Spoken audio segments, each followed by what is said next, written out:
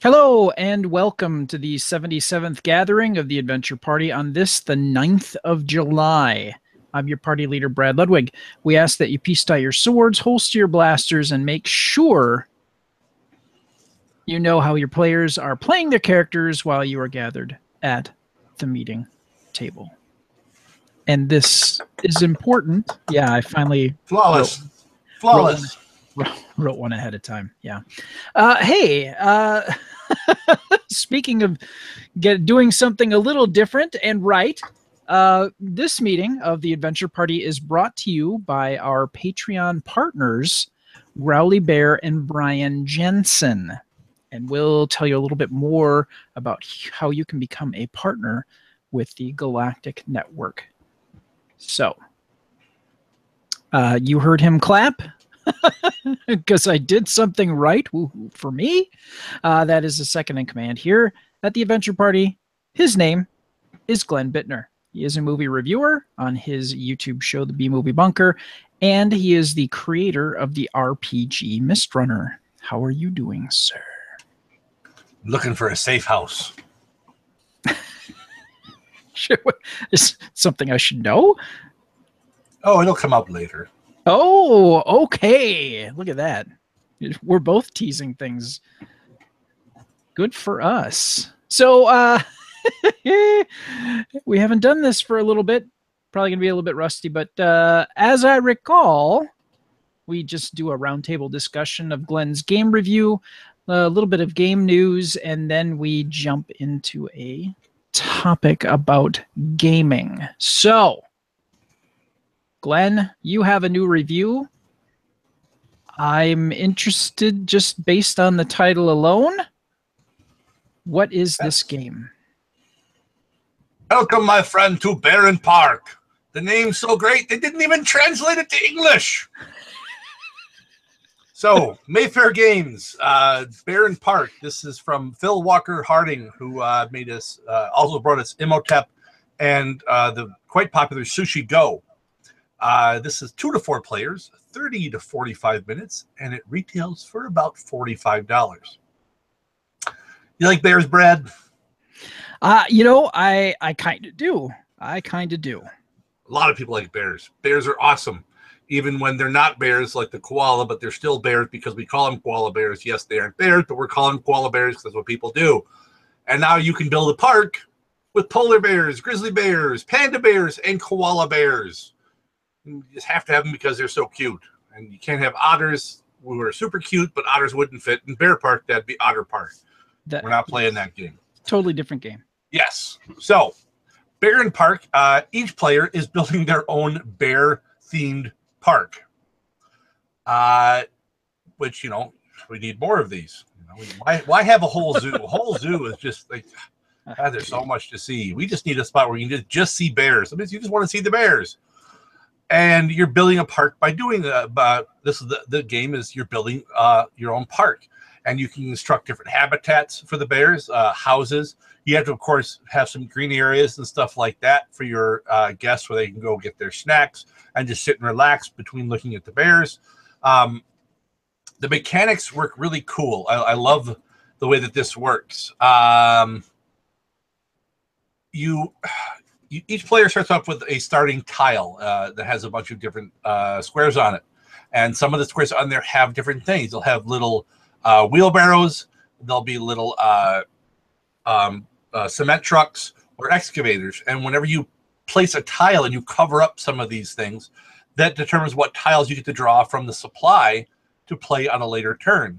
So you cover up a little wheelbarrow, you can take some green spaces. And green spaces, for the most part, don't get you points. They just help fill in all the empty space on your boards, because as you fill up your little player boards, you get bonus points. You can put a little bear statue to claim some bonus points. You cover up a cement truck, you can build a bear housing or habitat house, like a little bear house for the 4 different types of bears. And if you cover up an excavator, you can build a enclosure, which is like a bigger, thing, the area where the bears will all hang out with their, the polar bears will have their big pool of water, the Pandas might have something out with like a tire swing and some stuff that they can play on and all that type of stuff. You get these big enclosures you can build. And then there's a little group of like architects, and you build on to cover them up, and you can add more tiles to your park, making your park bigger. The way you score points is primarily, a lot of your points come from the different habitats and bear houses you build. If you build bear houses, they have a declining point value depending on how soon you build them. The first one to build is going to get the most points, which, if I remember correctly, is 7. And then as you build houses down, the points can drop all the way down to 1. The habitats all have different points, but they have really weird shapes to them.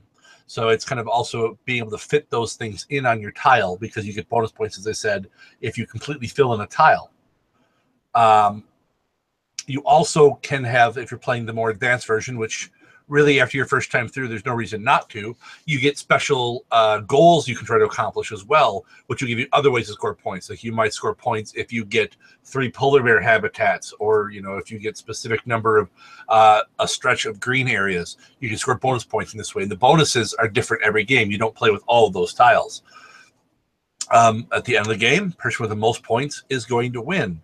But you really have to be careful in the course of the game, because you always want to be getting tiles. If you have your last tile that in your supply and you play it and you don't cover anything up, you're not going to get any more tiles to play.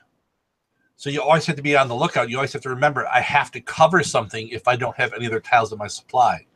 Now, if you cover multiple things, so if I cover a wheelbarrow and an excavator and a cement truck all with one big tile, well, then I get to draw 3 new tiles, because I get to draw one for everything I cover up. So it's kind of this planning ahead is a big part of this game. And it's so much fun because you get to build stuff for bears.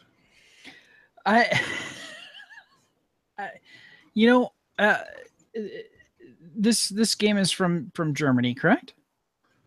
Yeah.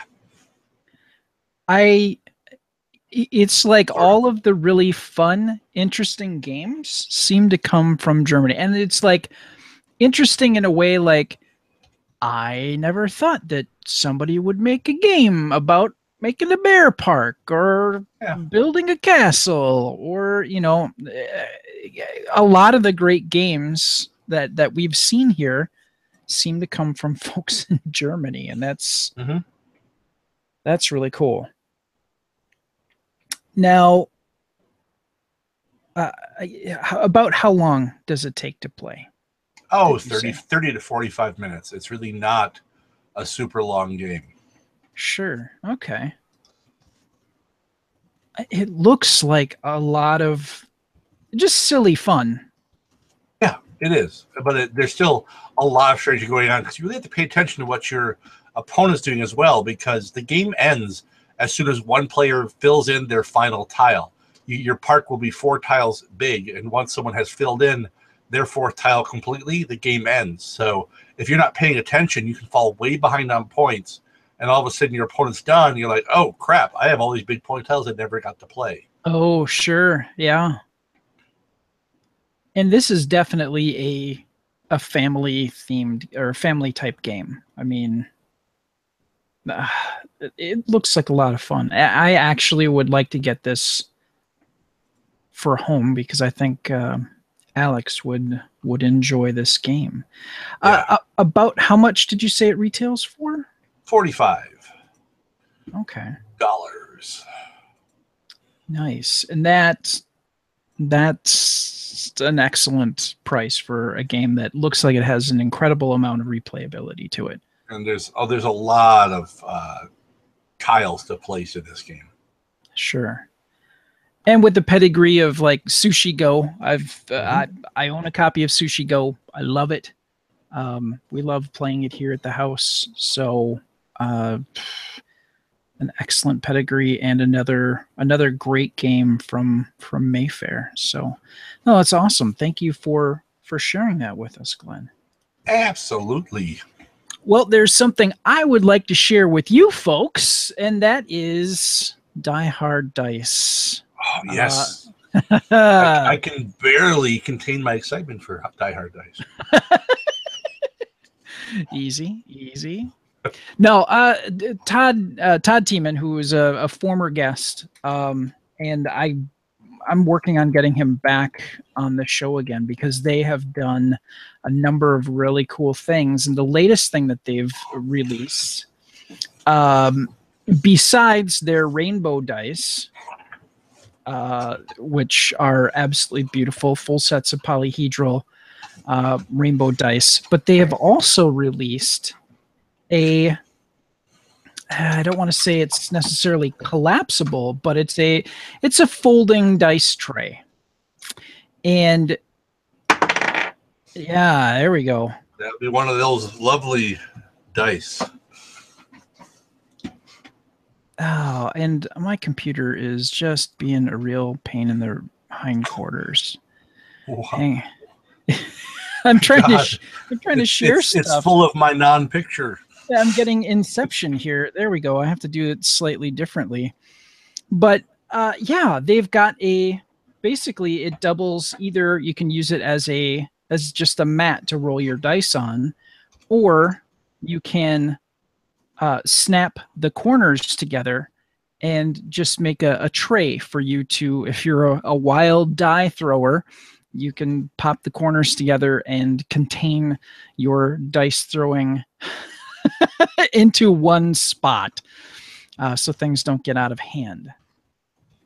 So they have Todd has really put out some really cool stuff, not just the machined dice sets that he's got, the new beautiful, he calls them the wisps, but they're like translucent dice with just like a puff of color in the center of them, and they're really beautiful polyhedral dice. Any way you look at it, they've got a lot of great stuff. And when you check out, use the coupon code Adventure Party, all one word, caps, no caps, whatever, Adventure Party, you get 10% off your order, and they seem to throw in a little bit extra for you. Like Anessa got 2 sets of the rainbow dice, and she got 2 of the mini machined Pip D6s. And they are hefty. They are small, but they are mighty. Yeah, they're just they do wonderful stuff there, and they take good care of you. She got her stuff within 4 days, which is incredible. So again, go to dieharddice.com, take a look at what they have to offer. Their prices are amazing, and just use the coupon code Adventure Party, all one word, when you check out. Now for the news. Dateline, cultureventures.com. They put out an interesting article here that kind of dovetails in with what we're going to talk about. And that is, this article, which I'm giving you bits of. I had to weed a chunks of it out just so we didn't talk about it forever. But the title of the article is Making Your Tabletop Characters More Than Just Game Pieces. And the writer, oh gosh, now I can't remember her name. I want to make sure I give her credit. Cassie Parks. And basically, she's got a small set of ideas here on how to make sure that your characters are interesting. They're not boring, and they don't get weird for the other players. And by weird, I mean, well, we'll just get into the article here.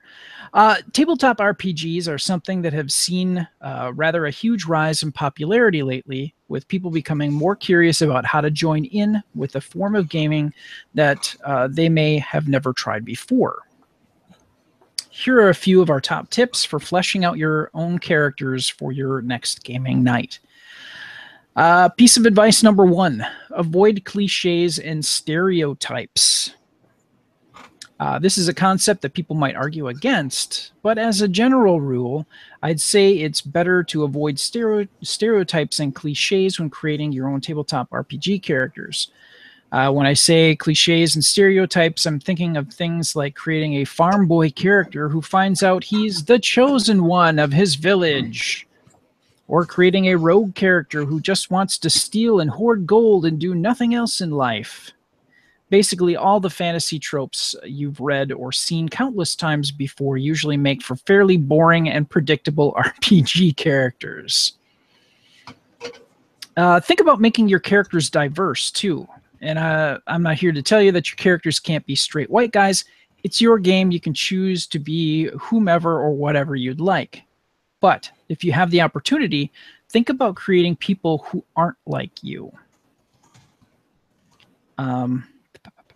And telling stories that you haven't read or watched before. Now, this here is a solid piece of advice. Read fantasy works by authors of color, watch films where women are the protagonists. Check out Wonder Woman. It can help to broaden your horizons about what kind of stories you can create, and will help to spark ideas outside of the ordinary. I couldn't agree more. Bit of advice number 2, unspoken stories. Whilst you'll probably get a chance to introduce yourself and your character at your first gaming session, you don't need to reveal everything about your character straight away. You know, you don't get to, and I like broccoli. It's okay to hold some stuff back there, Chief. You can keep things hidden and reveal details when it makes sense as part of the story. The great thing about this is that you'll have time between gaming sessions to think more about your character and to add to their lore. I think in our own lives, we've probably known somebody for many years, and you'll probably find out something you never knew before many years after the fact. When you think that you know them as well as you possibly could, they'll throw something else at you that you're, out of left field and you had no idea. That's real life. And, it's okay to not bombard people with everything that your character is. And again, that's cool. The caveat to that, it's a good idea to check with your DM/GM if you do want to reveal something earth-shattering, though. Like, say, your character, if you're playing a female character, maybe your character is pregnant and nobody knows. Or maybe you've got an unexpected skill from a job that you had before you decided to adventure or whatever. If it's something that could be possibly really story changing, and quite honestly, if you're making a character, it's kind of a good idea to just talk with the GM anyway, just to ensure that the things that you want to do, if there's a way to dovetail your character maybe into the story a little bit more, that's always a welcome thing. I appreciate that when I run a game. So, that's where my head's at. Here, item number 3, react and rethink. Improvisation is an incredibly difficult thing to become skilled at, but your characters and games will become far more interesting if you become accustomed to learning how to react to the game's events as they unfold. For some people, this might come naturally, but for other people, they can struggle with coming up with character reactions on the spot. And I got to say that doing LARP for the number of years that I did, LARP is all about improvisation. So that's a good way to learn. I can tell you that from experience. Some things to think about whilst trying to react to a situation unfolding or a new piece of information being revealed are: how does that event or information make your character feel? What actions will they take now that this particular thing has happened? How do the other characters feel? Will my character attempt to talk with them or ignore their reactions? Do I know the full story? Can I ask my DM or GM for more information?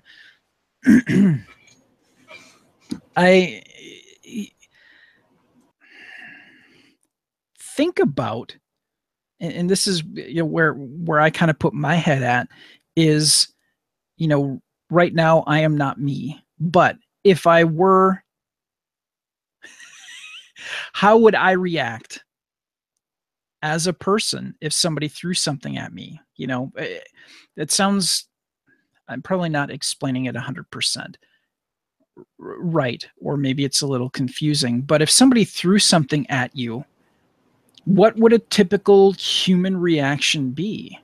If your character is maybe more selfish, would they hoard that information and not share it with other people? Would they keep that as a secret and try to use it as, blackmail later on, or to hold something over somebody, or, take that secret and tell it to the exact wrong person who shouldn't know and cause trouble? Think about the foundations of your character. And, quite honestly, when you think of a character, that's the first thing you should really do is think, how does my character perceive the world? Through what lens? Is this character selfish? Are they helpful? Look at some of those base things, because that is the basis of how you will act and react to things. Getting a handle on that first, before you put any details into it, I found helps immensely. Let's see. Yeah, and this solid piece of advice here. The more you role play and improvise in your tabletop sessions, the more accustomed to it you'll become. And like everything else in life, practice makes perfect. Not everybody's a born improviser, but you can learn to do it to, I will never be as good as Christopher Guest level improvisation. Few people will. If you don't know who Christopher Guest is, look him up. But big bottom drive me out of my mind. This is Spinal Tap, A Mighty Wind, Best in Show. Yeah. Those movies did not have a script. They had a loose outline, and they improvised everything else. And all they said is they want to do a scene and end at this point. They need to come to this particular spot to push their overall idea ahead. And I'm sure Christopher Guest wasn't the best improviser when he first started. But like everything, like it says in the article, like everything else, you practice and you get comfortable with it and you can do more with it. So any opportunity you can have to improvise is an opportunity you shouldn't miss out on. The last item here, have fun. Your games don't have to be laugh-a-minute fun fests where you take nothing seriously, but you should remember that you are playing a game after all. Even when things are dramatic and serious in your games, you should always be enjoying yourself, even if that enjoyment is coming from plotting out precise battle strategies as opposed to making tiefling fart jokes. Oh, yeah. If you find you're not enjoying yourself, perhaps you're finding the game a little boring or another player is bothering you. That happens, unfortunately. Talk to your DM or GM. A good game master won't be offended by your suggestions or concerns. Yeah, if a GM says it becomes offended, you're probably with the wrong group of people to game with. Or you should wait until, if it's a group where people take turns running the games, maybe you wait until somebody else is running and come back. A good storyteller will always take input from the people who are helping to create the story with them. That's one of the biggest misnomers. If somebody's a GM, DM, whatever you want to call them, storyteller, they're there with an idea and they're there to help tell a story, but they don't have all the pieces. Everybody at the table contributes to the game. Everybody at the table contributes to the story. If at any point a player has a concern or a suggestion, a GM, DM, storyteller worth their salt will listen and not be an asshole about it. And if they don't agree with you, will calmly explain their position and, rationally come to a conclusion with the player. Again, if that person that you're playing with isn't like that, maybe you need to look for a different group of people to play with. And there's no shame in that. Let's see. After all, it's your character and your creation. You should be able to play them in a way that makes you happy. Hear, hear. And again, that story was from Cassie Parks, Cassie Parks, from culturedvultures.com. All right. What are your thoughts on that, Glenn? Big thing. I don't. They touch on some good things. I don't like doing a huge in-depth. I've seen people who will write like the 12-page story for their character background. Yeah. And I mean, if that's really your thing, I'm not looking not to do it. But I like to have more of a. I'll hit some key points that happened in my past without going into every detail. Yeah. I don't want to do. I don't want to use our friend. I don't want to be like full telling his life story in 6,000 pages. I want to hit just some key points. I mean, if we're going to use that as an example, I would hit on like 2 or 3 things that kind of help define who we've become without going into a lot of detail, and that can come out later as the game is played. But it also gives the DM. As a DM, I like to be able to take some of those things and work with them. And if you fleshed everything out, it leaves much less to work with and to grow on your character. Plus, generally in most RPGs, your character is really just kind of starting out. So I've seen these people where they have like all these amazing, and some people get a little too they do some like basically god modding, where they're just like, it's like, really, you've done all this stuff, yet you're only a level 1 thief. Maybe you didn't kill the king of thieves in the city of Trebisl, or maybe and I've actually had players who have had to tone back their histories because they've gone too far with some of the stuff. I'm like, dude, you're 16 years old. There's no way you've done all this stuff. And you're now gonna like, and I'm a level 1 cleric. No, not at all. No. But a key thing is it says, that role playing and improv. I mean, keep doing it, because the more you do it, the easier it's going to come to you, and it'll never be. You'll never be perfect at it.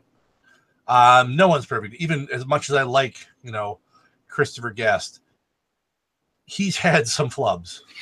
Yeah. And sometimes it's just like one of those segments. Sometimes it's a whole movie, like that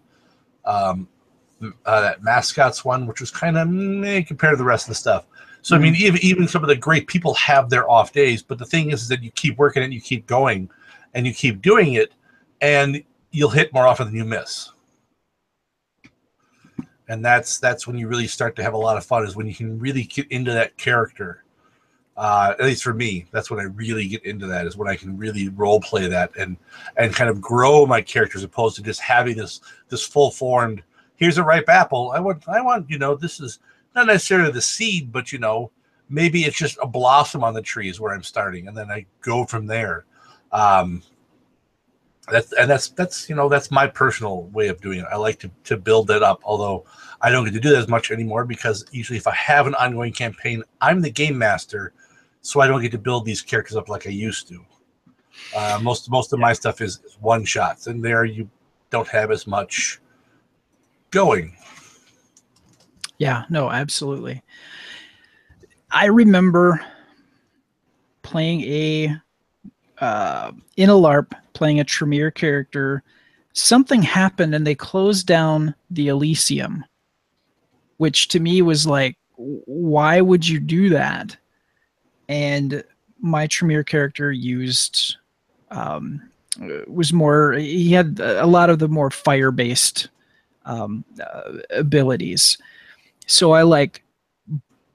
basically cooked the lock off the door and opened up Elysium because I wanted a safe place to be. And when people came back and the Prince of the City is like, why is Elysium open? I'm like, because it's the safe place to be. Why wouldn't you leave it open? And, you know, to me in that moment, that made sense to do. And I had that moment of having to justify the decision that my character would have made because, you know, he wasn't necessarily cowardly, but he had just started out. He wasn't going to be able to do well in a fight. And I didn't know what was going on. So I'm like, the first place, of course I would go was Elysium. So, you know, again, that was just, and then the ensuing conversation after that. I mean, it was all improv, and just at that moment, I thought, what would my character do? What would, you know, how would they react? And that was how it went, and it started another kind of a thread of a story. So, I mean, it worked out. So, yeah, improvisation is always fun. If you come up with a background, yeah, I agree. Leave some open spots. As I run a game, it's nice to be able to talk to somebody, get some of their past, and get kernels of things that I have wiggle room to use to work on character development and things like that. But fully fleshed out novels of a character are very hard to deal with. And I'll be honest, I will kind of avoid that. I might not do nearly as much character development with somebody that, you know, puts together a novel of their character's background as opposed to somebody that comes up with a loose outline. Because that, you know, you're right, that is very hard to work around. So, all right. We are going to talk about how you too can become a Patreon partner. I mentioned it at the top of the show that Growly Bear and Brian Jensen are partners. And we'd like to have you become a partner with us by going to gncasts.com/support and then clicking on the Patreon link. When supporting us, we consider you a partner.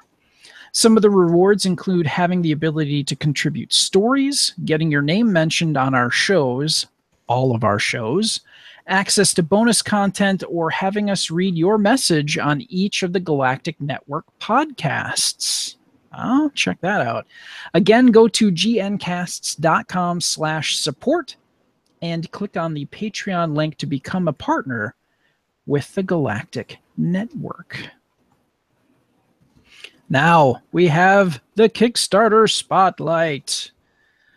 Last time we talked about Pathfinder. Ooh, wow, that did well. Pathfinder Kingmaker. Kingmaker is an isometric single-player RPG based on the Pathfinder role-playing game Kingmaker Adventure Path.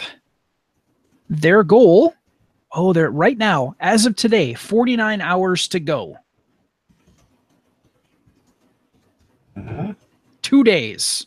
2 days. Their goal was $500,000. They are currently at $708,549. Thunderbirds are go. So they've hit some of their stretch goals, like an extra story chapter, a new chapter to reveal hidden secrets of the original Pathfinder Kingmaker AP story, and Mac and Linux version of Pathfinder Kingmaker. Check that out. Let's see. Oh, it looks like they met the goal where they added the Magus class. And Rest, Gossip, Hunt, and Stand, Watch, Survive a Night in the Woods. Camping is more than just a reset or a rest button in Pathfinder. Kingmaker set up a camp and select who will be standing watch to warn you in time about incoming enemies. So something that is very real in a pen and paper game or pencil and paper game, they've added to the actual digital version of the game. So that is successfully supported. If you are checking this out on YouTube, basically $28 gets you the basic game. $40 gets you the premium version of the game. $55 gets you a boxed edition. So that gives you the digital and the physical copy of the game. So that is Pathfinder Kingmaker. It looks like you, sir, have brought something else to the table that you and I think we discussed in a story previously. But this is, I think when I talked about it, this is this was the first taste that I had of something other than D&D, and I got to play one session of it this would have been probably like 87. Yeah. Probably would have been 1987 when I did it. And I thought it was great. And then I think after that, I didn't game for probably 5 or 6 years. Yeah, I know. Went off to school and didn't hang out with any gaming freaks like myself, and finally stumbled into a group of people and got back into D&D, and then I discovered Vampire. So tell us more about Top Secret's update called New World Order. New World Order. All new reimagining of the classic Top Secret role-playing game. And it is being brought to us by Merle M. Rasmussen, who created the original game in 1980. So it's got a name behind it that I already like. So yeah, you play as a member of some shadowy spy organization. You know, it's kind of it's like Jason Bourne and 007 and all that stuff kind of rolled into this role-playing game. And I love this game growing up, and I am so happy to see it back. Especially, you know, knowing that Rasmussen is involved with it. It makes me really kind of excited, especially now with, you know, the fact that the world is different than it was back in, you know, 1983, 84 when I first played the game. And I mean, and you can get in on this. Well, first of all, I mean, they were looking for $12,000. They've got 17 days to go, and they're already at $88,000. So they're going to make the game. It's happening. It's also being made by TSR Games, who made the original. So TSR is still a thing that still exists out there, even though the D&D is no longer their baby. But this can be their new baby. Their spy-loving, you know, Daniel Craig baby. So, you know, this one has better abs than D&D did. And you can get in on it. $10 gets you the PDF.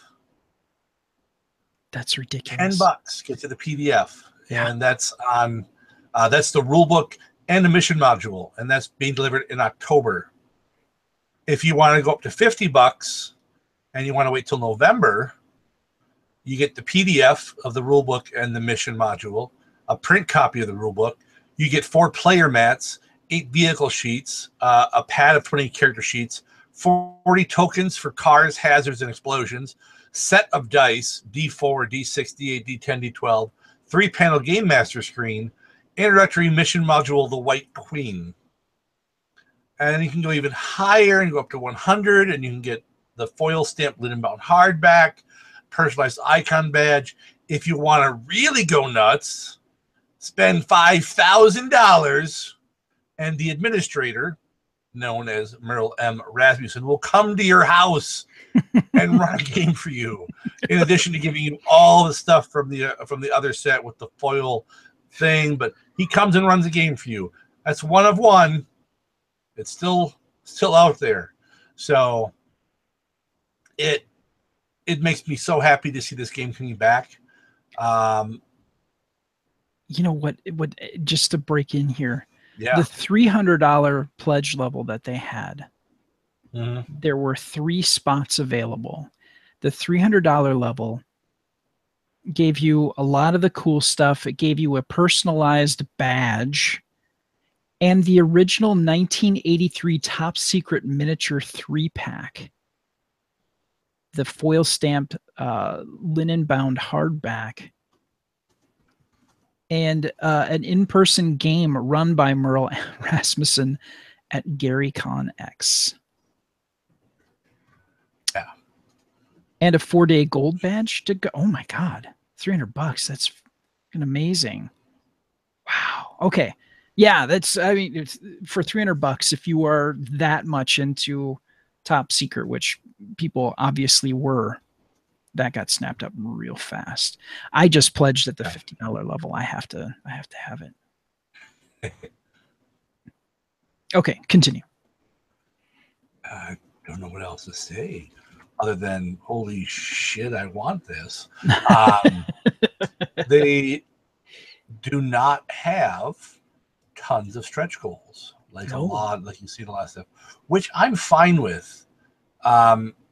I am finding that the more games I'm backing, that when you get lots of stretch goals, you end up not getting the thing that you were supposed to get when you're supposed to get it.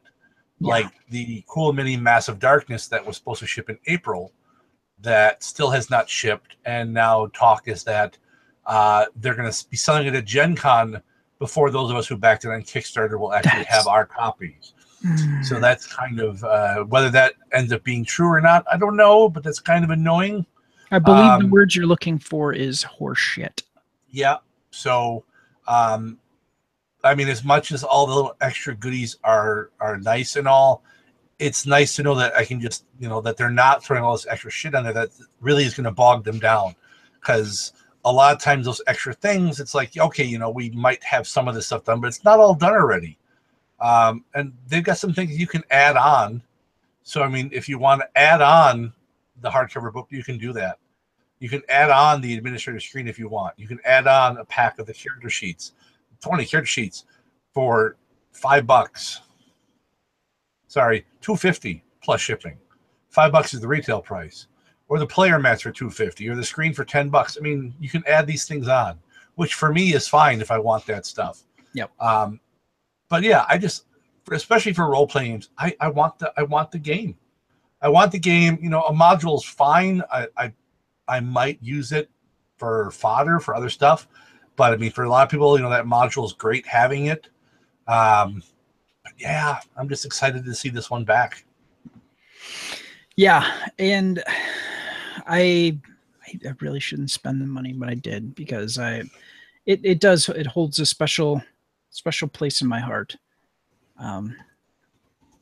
So I had to get it. And even if you've never played the original, in my mind, there aren't a whole lot of spy-based RPGs. I mean, there's Knights Black Agents, but that's like X-Files. I'm talking like actual cloak and dagger spy stuff without supernatural elements to it. Can you think of any offhand? D20 Modern. Okay.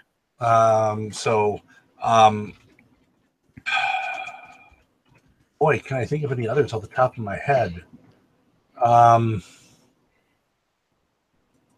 I think GURPS has one. Mm-hmm.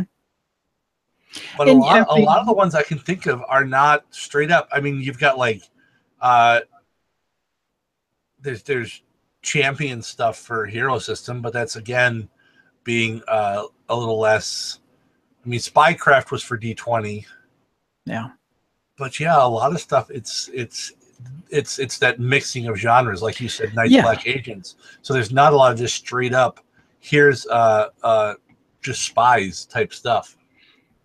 I can like what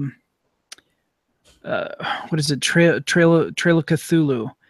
But again, you're investigating stuff in H.P. Lovecraft's universe. A lot of mixture of genre stuff, but straight up James Bond type. Yeah. I mean, you do have, I mean, the gumshoe system. But the system itself lends itself to that.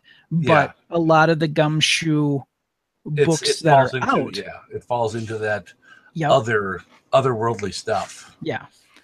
To give it that extra interesting hook. But I think by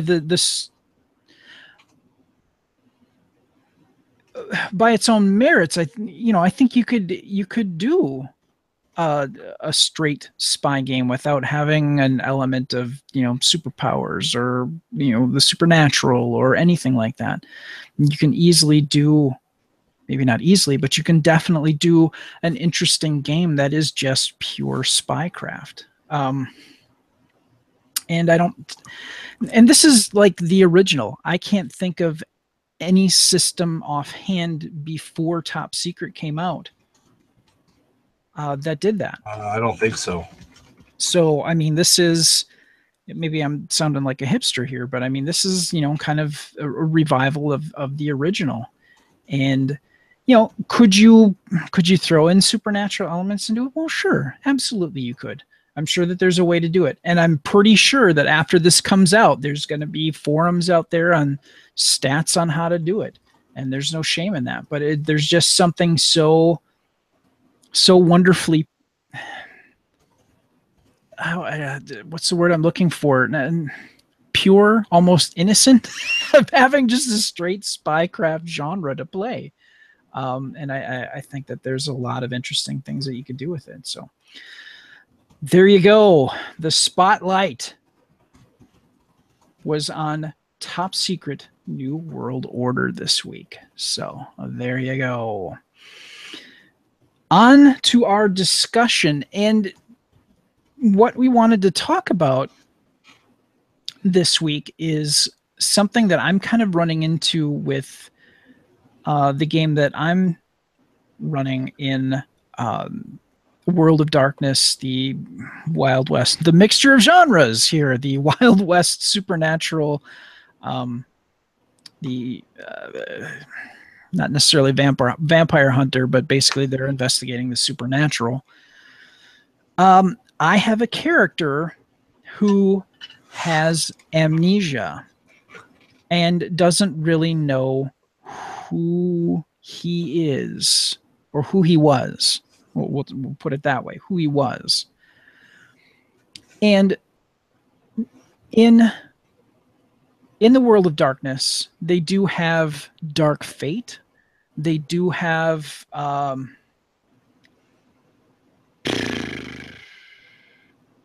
want to say that it was in Deadlands or something like that, Dark Secret, where you spend the points to get that flaw, that whatever you want to call it, in whatever system it's in.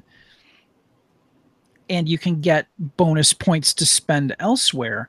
But that kind of gives the power to your storyteller, your GM, your DM, whatever, to do something with that. At what point does the GM and the storyteller, what point did they meet to basically alter the direction of a character's life? Now, I mean, you could argue that just simply by the course of playing the game, you're doing that. And that's very true. But when you have that, there is a potential that if you don't work with the character, you could radically just pull the rug out from under the character and the player and make that character not fun to play. At what, how much do you include the player in that direction, and what do you leave up to the course of gameplay? Now, what do I mean by the latter part of that statement? In the game I'm running, I have a character who has amnesia. He does not know who he was before he woke up next to his horse He had been injured, and he was just laying out in the prairie next to his horse, Donald. He named his horse Donald because why not? And his character doesn't have a whole lot of smarts, and technically his horse is smarter than him, stats-wise. And so through the course of him playing the character, interacting with his horse, and something that was happening in this particular story that we're telling right now, I made a decision on something that I wanted to do with the character, I thought would be interesting to do with his character. And then I struggled at that moment of, have I been given the keys? Because he is, you know, he's basically said, okay, I got 5 points. I can't remember if it's a 4 or 5 point merit of amnesia. I think it's 5. To just basically hand me the keys and go, okay, you know, you do whatever.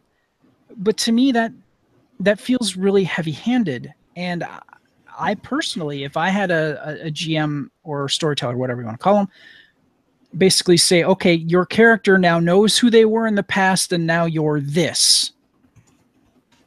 That, I didn't like the thought of that. So I took John Malig aside, former guest of the show, and I said to John, okay, you've given me the keys. Here's something through the course of gameplay. You know, your horse has a name. You claim that your horse is smarter than you. Things that have happened in the game, the horse is very important to you.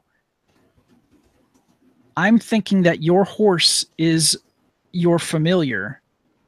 And I think that's where we're going to go, is that you probably have some kind of mystical ability, and your horse is your familiar. And he looked at me and went, oh, wow, that's cool. Yeah, we should do that. And I said, okay, we will, you know, kind of come to that point. We're not going to reveal everything about you, but you will kind of remember and be able to use your horse as a familiar at a certain point in the story. And that's going to be coming up. We're on a train right now. He's not near his horse. When he's able to get back to, you know, back with his horse, we'll do something with that where that happens. Something else came up, and I wanted to pull some of, I have a direction, and I don't want to say it here because John sometimes listens, and I don't want to give anything away to him before it actually happens. But we're basically, and I think I might have mentioned this in a previous meeting of the Adventure Party, that we are kind of doing Murder on the Orient Express in this particular story that we're telling. And it's revealed how a theft happened on the train. And I slid John a note. And in the note I wrote, you know, that particular type of con is called this. It just comes to you. You know what that type of con is. And that just seemed like it would be kind of an interesting, I kind of know the direction I would like to take. Again, I want the story to progress a little bit more. I want to see how he plays before I solidify that course of that direction that I think that would happen with this character. And again, I would come to the point where in my particular storytelling style, I would sit down with him and go, okay, so this, and this has happened in the game. Here's what I'm seeing. What are your thoughts if we went in this direction? But is that too much?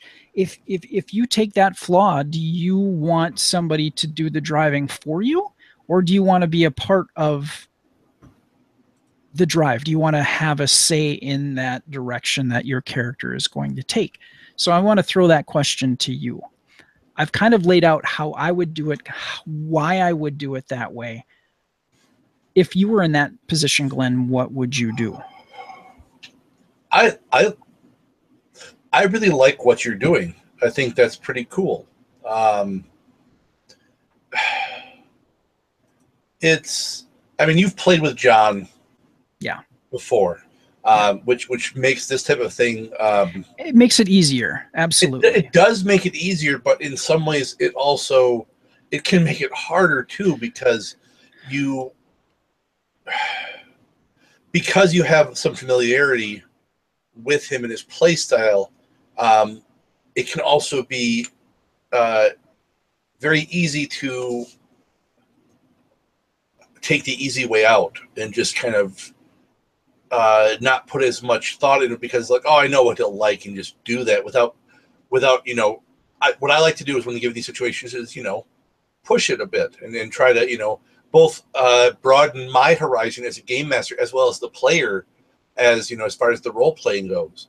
And I think the idea you came up with this whole, he's got mystical ability and the horse is familiar, I mean, that opens up so many doors. Yeah. Which, I mean, you can go anywhere from there. And yeah, it's rare to get a thing where you have this much possibility. And yeah, I mean, the one thing I could see you having the most problem with is the paralysis of the, I have so many options. What do I do?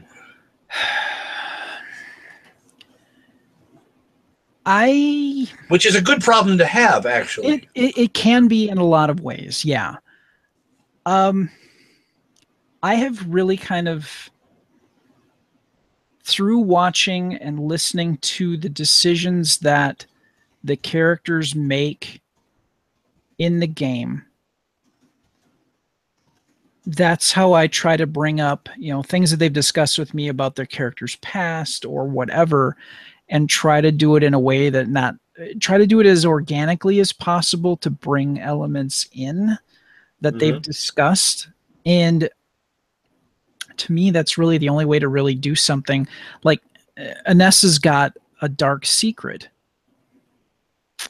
and she is still in the process of figuring out what that is. And we talked about the other reason why that article I selected for today's meeting was because Anessa has a very hard time with improvisation, and she's actually intimidated by us. Like, I'm playing with Robin Jess Benton, who I LARPed with. I LARPed with John for a period of time.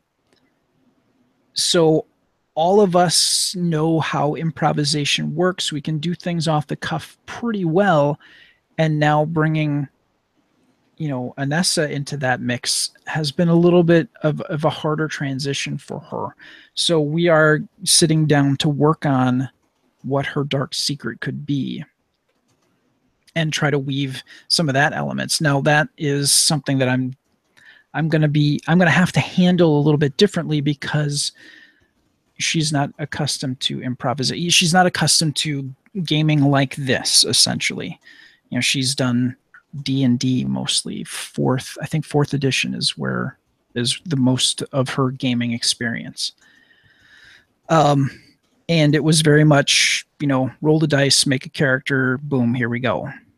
And, everything was kind of, for lack of a better term, on the up and up. Everything was, this is what we're doing. We're going to go hack and slash. We're going to do things, and we're going to move on and continue to do stuff. So the type of storytelling that I and some of the other people do is a little outside of her comfort zone. So trying to do that with her is, and again, nothing against her. It's just I have to handle that a little bit differently to make sure that she's comfortable, and the decisions that are made absolutely need to include her, because I don't want to alienate her and the work that she's done to make the character that she has so far. So that's that has to be treated very differently.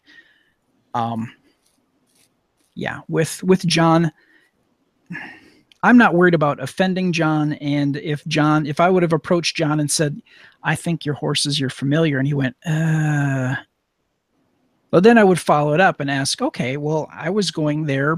You're not seeing that. What are you seeing? And get a little back and forth. But I was pretty confident that that was weird enough that would hook John and go, oh yeah, let's do that. But I don't think that I could do that with Anessa and have that same kind of reaction. So that has to be handled very differently. Yeah. Okay. But I mean, you've run a lot of games. You've never really found yourself in that position. Well, you said you do one shots usually. So yeah, you don't do a lot of long-term gaming, which means you're probably not going to have a Dark Secret or Amnesia because you don't have the time to run through that. Yeah. Okay. But if you were approached with that, how would you handle it?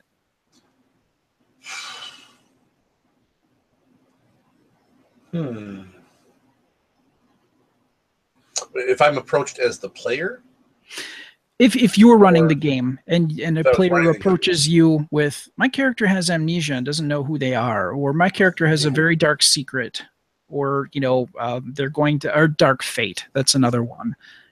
My character is going to die horribly, or something really horrendous is going to happen to this character. I don't know when it's going to happen. That's up to you.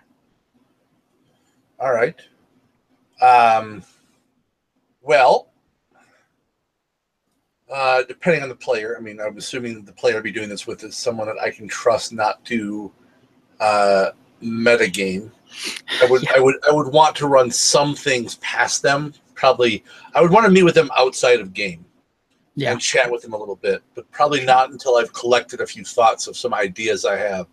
I wouldn't spoil everything because I want a lot of it to remain a surprise. But I would just kind of flesh out a bit of a few things just to gauge what their interest level is on some stuff. Kind of like what you did with John, where you said, this whole, all right, you have some mystical power, your horse, you're familiar, but you didn't go into a ton of detail. So you just kind of give a little bit of this is kind of where my brain is headed. And see if they're like, yeah, that sounds cool. And then I'll take it from there. But once I've got like the go ahead, like this, I'm going to do this, boy, a lot of it really depends on the player. Because there are some players where I know I could be almost viciously cruel. And they would enjoy that aspect. But there's some where I'd want to maybe have it be a bit more, depending, like a dark fate, something bad is going to happen. But if it's just simply they have amnesia, I have one player where I'd probably use that where, they like have like an unknown past where like they have like, they could have like a whole family who are like searching for them, or, they've got like skills that that's one thing you could do is you could have like skills like just pop up. Like all of a sudden, it's like, like if you were to say playing like some sci-fi game and all of a sudden it's like, well, this bomb's going to blow up. And all of a sudden it's like, well, wait a minute. What if I just pull this wire here and it shuts off? You're like, people are like, how did you? He goes, I have no idea. I have no idea how I knew. So you can throw little things like that in there where something just clicked for them. That'd be cool, where I can throw these little things where I'd almost want to withhold some of their character abilities, and have them kind of unlock almost like you would like in a computer role-playing game where you have to, as you level up, you unlock these different abilities. So I kind of like almost do that where you kind of like unlock these things, and depending on the game system, something I would try to run past some people I've played with is like say in a D&D type game or like Pathfinder where you have your, you know, your feats, almost to the point where I would pick feats for them when they level up, based on them kind of like unlocking these unknown things that they find out about themselves. But again, like I said, a lot of it depends on the player. But there's so many ways you can take it. It's really, I mean, wow, that's, you know, that's like GURPS level, GURPS level settings, you know, possibilities. Yeah. You know, the one thing I also told John too is at the point where we've ironed out who his character was and he's fully realized that, I would allow him to look through his character sheet and we'll go through together and redo, you know, bits of it. Because obviously, you know, I've given him a familiar, which means he's probably got some other supernatural ability somewhere. And that might be, you know, might have prerequisites. So we would have to make adjustments that way. So, you know, I don't know necessarily if his character would be any smarter, but maybe, you know, maybe he has more social graces. Maybe he's, you know, who knows? So I think giving him the opportunity to kind of tweak his character sheet once it's been fully revealed. And I don't know if you've ever watched Dark Matter, sorry. Oh yeah. You know, yep. Yeah. Is there a point where you realize, okay, I was this person and that horrifies me, and now I'm better, I'm different, and I'm going to stay that way? Or get just, you know, because essentially that's what's going to happen is he's going to, you know, I might even set it up that, you know, if he doesn't want to know, I think I will give him the choice to know, actually, when it comes down to it. And if he wants to know, maybe I'll just give hints that he was a really horrible person before. And he's now kind of, the amnesia was actually kind of a blessing. And maybe he's, you know, he would be horrified to be that person again. I don't know. And that's going to go through in gameplay too. Yeah. And my mind actually went to Dark Matter, which, you know, like almost instantly when you first told me about this earlier about this whole amnesia thing. I'm just like, man, you could just do like a whole Dark Matter thing. Is where my head went. And for those of you who haven't, you know, who are listening to this, who haven't watched Dark Matter, if you have a Netflix subscription, watch it. There's 2 seasons of it out, and I think it's only like 13 episodes. I mean, it's not a long season, if I recall correctly. I don't remember, but 13. I know it's just about to come back on. Oh, the new season. Crap. Yeah. Season 3 started June 9th. Yeah. Oh, wow. Okay. I'm behind. Oh, my God. Yeah. No Sorry, kidding. gotta go. Yeah. No, they've had 13 episode seasons. Yeah. 13 episode seasons. So, you know, 26 episodes. I know that they don't have the season 3 on Netflix at this time. So, you know, 26 episodes. You can watch Dark Matter. It is sci-fi. People have kind of compared it to Firefly, which a little. It happens in space. They are kind of, you know, mercenaries-ish. But everybody on board has no idea who they are. Zero. And that is so absolutely fascinating. And the cliffhangers that they've done for season 1 and season 2, you're like, what can they do now? How does the end of season 2, you're like, how do you come back from that? And they do. And the writing on it is wonderful. The chemistry between the characters is wonderful. I can't recommend it enough. Okay, now enough of Netflix talk.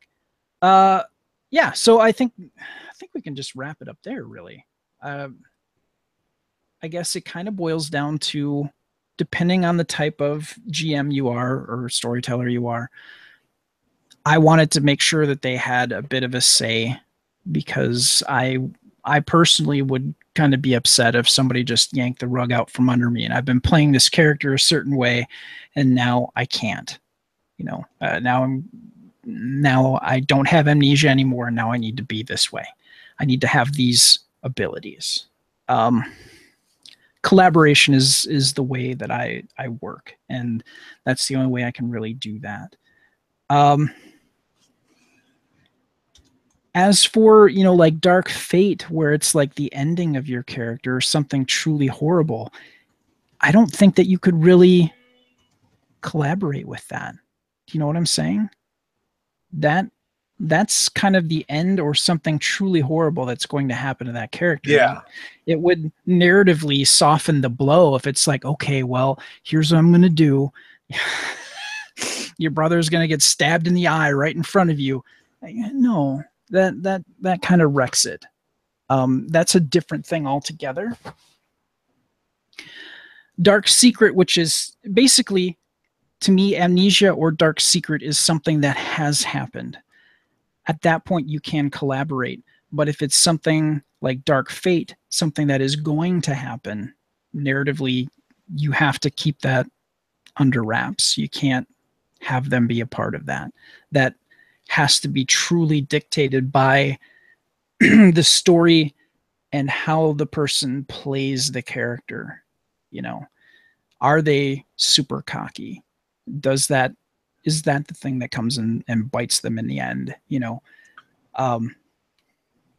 That is something you can't really collaborate with and have it have the weight that it needs to have. So I think that's how I would differentiate it. Something that has happened, like Amnesia or a Secret, that you collaborate with, but something that's happening in the future, you don't. It just happens. You drop that 20-pound lead weight on their head and that's the deal. So, all right. Well, I think we're going to start to wrap things up here. We did get a piece of feedback from our YouTube viewer, Saba Monster, talking about Adventure Party Episode 7 with Patrick Rothfuss and world building. And Saba Monster had to say, I could listen to Patrick Rothfuss talk all fucking day. For those of us that know Pat, he could listen to himself talk all day too. Yep. We give him shit about that all the time. The man is literally a genius. And you know what?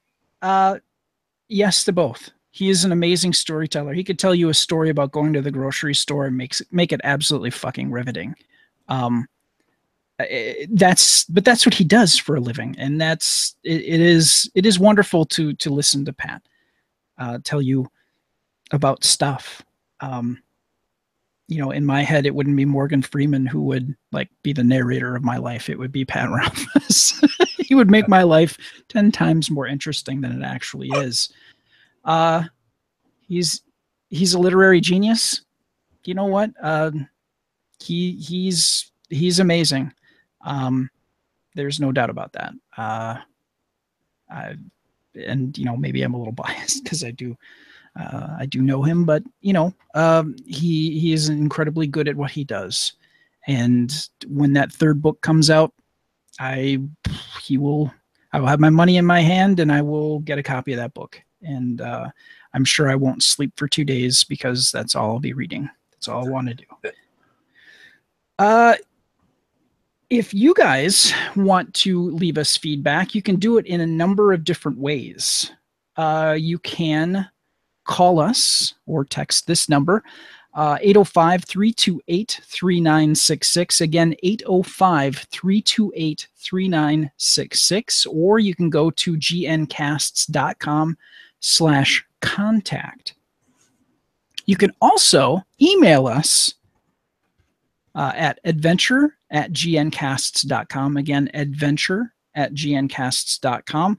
We do read, listen to, and appreciate any and all feedback you have to give. Also, like Saba Monster, if you leave a comment on YouTube, we will 9 times out of 10 mention it, unless you're this Anthony Quigley guy who left something that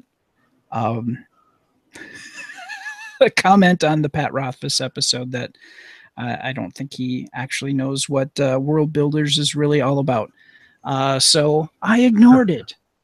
Anyway, if you'd like to chat with the hosts or listeners to the Galactic Network podcasts 24 hours a day, you can go to gncasts.com/sign-up, and we'll add you to our Slack team, so you'll have the ability to interact with us in real time.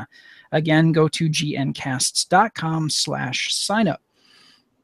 For more on this podcast, including show notes, contact info, and more, go to gncasts.com/adventure.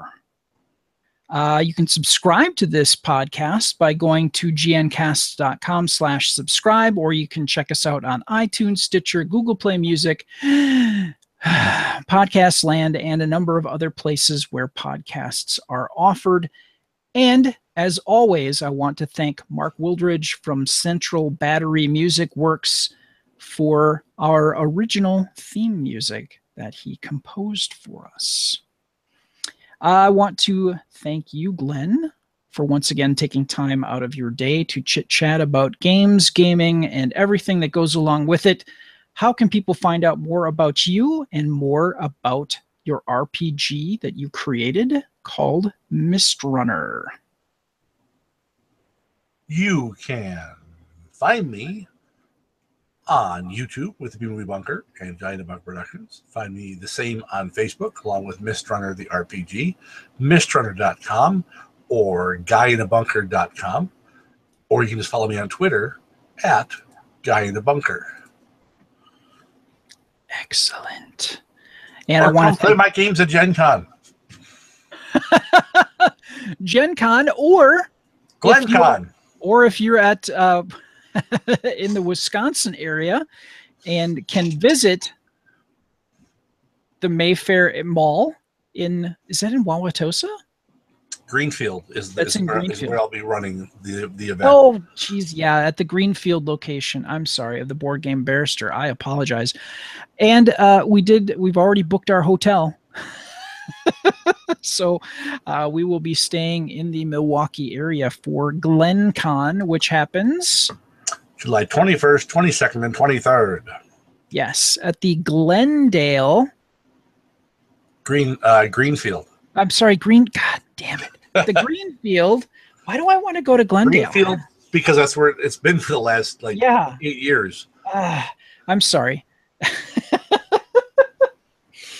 At the Greenfield location of the Board Game Barrister. And there is going to be a large gaming space to play in. And there's a Culver's right close by. Yep. Awesome. You can see it from the windows. If you love Butterburgers and you love games, get your ass to Glenfield. And to the Board Game Barrister.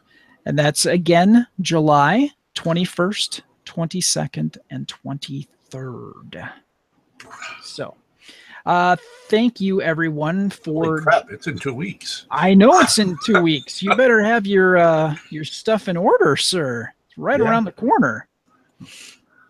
Thank you, everybody, for listening to us and joining us at the Adventure Party. May your characters never die and your adventures always be epic. Thank you, and good night.